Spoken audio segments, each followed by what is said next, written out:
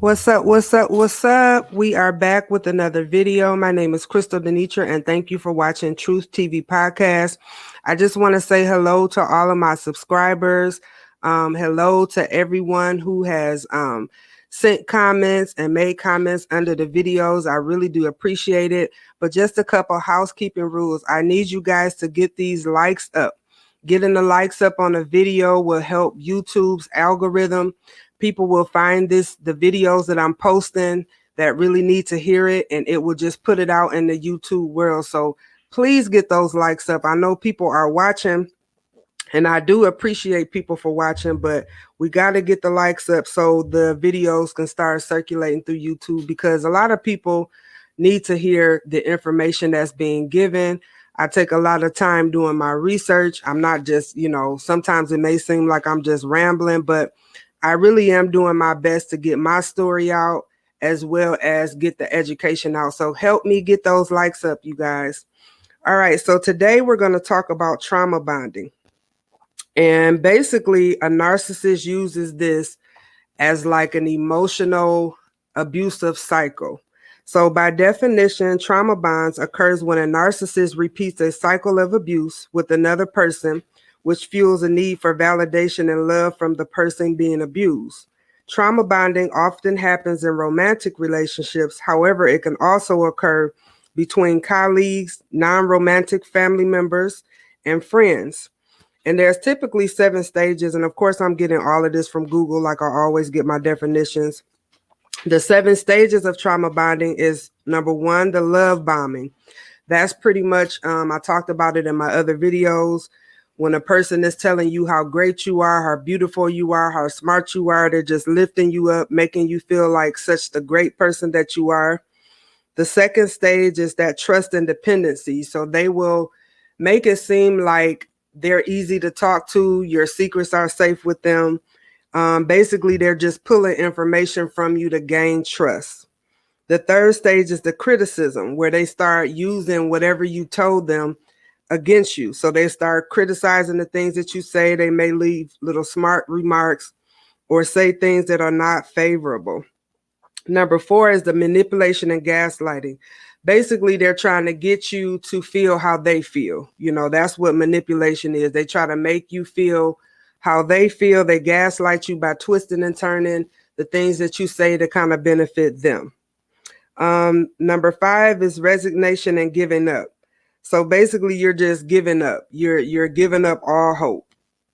Number 6 is loss of self. So once the narcissist has gaslit you, they manipulated you, they love bombed you, you start to get a sense of a decrease in love for yourself. So you're not really feeling that well. You might start to get depressed. You might start experiencing anxiety and things of that nature. And number 7 is the addiction to the cycle. So because you're used to the trauma and drama that they bring, you kind of get addicted. Basically, a narcissist is basically, what's the word? You become addicted and dependent on them because you're so used to being abused. That's what you expect out of everybody that you meet. Now, like I said, as far as my ex, I'm going to call him my husband, like Trina Braxton says. I think that word is very befitting because I don't even want to acknowledge these people and give them so much credit and give them names. But my husband, we connected because of our trauma bonds, because of our childhood trauma, because we shared so many similarities. That's pretty much what brought us together. Like I said before in my other videos, he pretty much looked at me as a mother figure, someone who was saving him from his trauma. But not only was I trying to save him from his trauma, he was causing trauma to me. And that's typically how it goes. Same thing for my caretaker. Because I had been abused from hers for so many years, I kept needing and wanting that validation from her, just wanting the love that she never gave me, wanting to have her approval, just wanting to fit in with her and what she thought about me. So recently, I would say about 4 weeks ago, I decided to do some life changing things. I wanted to get my life back on track. I've been divorced for almost 6 years now. So my trauma bond with my ex-husband stopped. However, even after we got divorced, I would still find myself telling him certain things that he didn't even really need to know. And then ultimately, he just turned those things right back against me and used the same things that I said against me. But I made a conscious decision about 4 weeks ago to go no contact with my caretaker. And I made that decision because I got tired of feeling burnt out. I got tired of feeling like I'm not good enough. I got tired of every time I would tell her something, she would hang up the phone on me or, ghost me in text messages or constantly call me when somebody passes in our family. I just got tired of the emotional roller coaster. Y'all remember that song, Vivian Green? Yeah, I got tired of that emotional roller coaster. So once I found out really and started studying this narcissistic behavior and the NPD, I've really found out I've been going through this stuff for years, really just not knowing what it was. But I decided to go no contact to have peace. At this point, like I told you guys before, I'm 40 years old. I had to cut the umbilical cord. I had to make a conscious decision to walk away because it's imperative for me and my children. You know what I'm saying? Who wants to talk to someone every day and get put down? Or get criticized about every little thing that they do. I just got tired of certain things being used against me. And as I told you guys in the previous videos that, she's used this smear campaign. I have siblings, a brother and a sister that I don't even talk to this day because whatever she told them, whatever she's been telling them is holding weight on their side. And, I just figured that's fine. I've reached out to my family members several times trying to get an understanding, but narcissistic people, they're not going to give you an understanding. So I just made up in my mind 4 weeks ago, I'm just going to let them do what they want to do. I wish them well. I never want to see anything bad happen to them. But at this point, I don't need them. I have my own family that I have to raise and pay attention to. And I can't keep going through an emotional cycle with people who have no interest in me.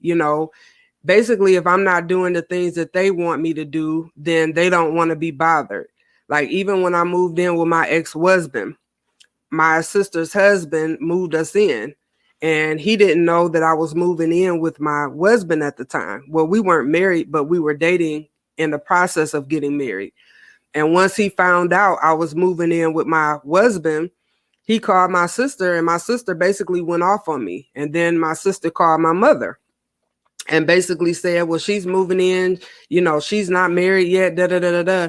And they stopped talking to me for a long time. And that really hurt me. I kept seeking them out, kept calling them. But like I said, every time I would reach out, I would have to get penciled in someone's book as if I wasn't important. So I kept coming back for years, kept trying to come around for years. But the times that I would be allowed to come around, I was always being criticized. I was called fat. They talked about my feet. They talked about this. They talked about that. It was just a constant draining emotional roller coaster. So I know with my caretaker, she uses the reactive abuse a lot. She says things and does things to get a rise out of me. So I just had to make the conscious decision that I don't want to be around that. I know that she's miserable. I know that there's a lot of things that may have happened in her past that are unfavorable in her sight. And she really needs to seek therapy. But I can't be anybody's dumping ground. I'm not going to be anybody's dumping ground. I'm not going to be manipulated or gaslit into making me think that I was, I'm crazy. And I've had that thought for so many years, like, narcissists will make you feel that you are crazy, like you do have mental issues because of the abuse that they're giving you. They're so good in manipulating you to making you feel that their emotions are what's reality, and it's really not. Like I talked about them before, narcissists are really emotionless people. They can really give a crap about giving empathy and sympathy for people. And when they do, it's fake. My caretaker always used to brag about helping this person and helping that person while not helping me. But again, that just goes back to that reactive abuse. She just wanted to get a rise out of me. So I had to make a conscious decision when I started this podcast to stop smoking weed, because I used to be a heavy smoker. I had to really seek God and meditate and listen to what God was trying to tell me, because in order to break free and to be free, I had to stop dealing with these people. I had to stop seeking validation. I had to stop making it seem like these were God-like figures in my life, and God is the only Almighty. So I don't need validation, or I don't need I don't need her favor, because God has already given me his favor. So that's basically what I wanted to talk about today, how trauma bonds affect us. It takes a lot of prayer. It takes a lot of meditation and self-healing to break away from these types of things.